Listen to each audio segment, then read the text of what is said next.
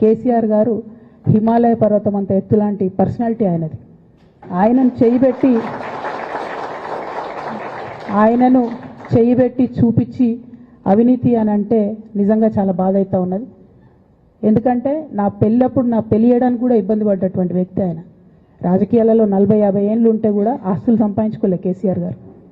అనేక మంది అలా మాట్లాడుతుంటారు, చాలా మాటలు మాట్లాడుతుంటారు. కానీ నాకు తెలుసు, నేను దగ్గరుండి ఆర్థిక పరిస్థితి చూసిన కాబట్టి ఎన్నడూ ఆయనకు ఆశ లేదు. అటువంటి మనిషిని పట్టుకొని సిబిఐ ఎంక్వైరీ ఇస్తాం, ఇదేస్తాం, అదేస్తాం. ఎవరు కారణం దీనికి అంతటికి? ఈ చేతగాని కాంగ్రెస్ ప్రభుత్వం మీ ఏసీబీ వాళ్ళు పోయి కాళేశ్వరంలో పనిచేసిన 3 ఇంజనీర్లను పట్టుకుంటే ఒక్కొక్క ఇంజనీర్ దగ్గర 100 కోట్ల ఆస్తులు వెళ్తే మీకు ఎందుకు ఎంక్వైరీ చేసే దమ్ము లేదు? వాళ్ళు వెనకాల ఎవరున్నారో ఎందుకు ఎంక్వైరీ చేస్తలేరు? ఖచ్చితంగా నేను ఇవాళ చెప్తా ఉన్నా, హరీష్ రావు గారు వెనక, సంతోష్ రావు గారు వెనక రేవంత్ రెడ్డి గారు ఉన్నారు.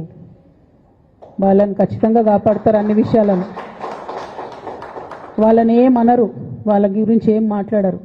బాణం ఎంతసేపు కేసీఆర్ గారి మీద ఉంటుంది. కేసీఆర్ గారిని మాట్లాడాలి, కేసీఆర్ గారిని బదనాం చేయాలి. కానీ దగ్గరుండి ఈ అవినీతి అనకొండలు బీఆర్ఎస్ పార్టీని ఏదైతే డిస్టర్బ్ చేసిండ్రో వాళ్ళని మాత్రం ఏమనరు. ఈ ఇంటర్నల్ అండర్స్టాండింగ్ అనేది ఎక్స్పోజ్ కావాలి.